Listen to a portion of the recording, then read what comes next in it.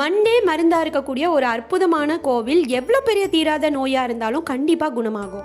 சதுர்முக சண்டிகேஸ்வரரை பார்க்கக்கூடிய ஒரு அரிதான கோவில் தான் இது.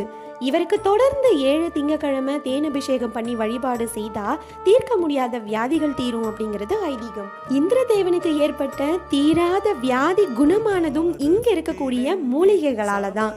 அதனால தான் சிவபெருமான் இந்த மண்ணே மருந்தாகட்டும் அப்படிங்கிற ஒரு வரத்தை கொடுத்திருக்கிறாரு. அதனால தான் இங்க இருக்கக்கூடிய சிவபெருமான ஔஷதீஸ்வரர், மருந்தீஸ்வரர் அப்படின்னு சொல்றோம்.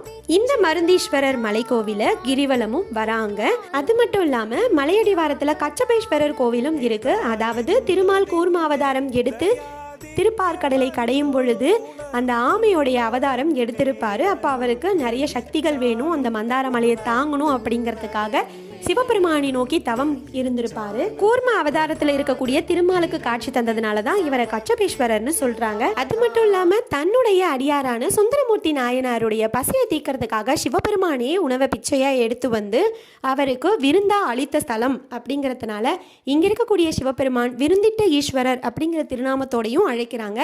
திருக்கச்சூர்ல இருக்கக்கூடிய இந்த கோவிலுடைய ஃபுல் வீடியோ லிங்க்கும் டிஸ்கிரிப்ஷன்ல இருக்க பாருங்க. இந்த கோவிலுடைய லொகேஷன் வேணும்னா கமெண்ட் பண்ணுங்க.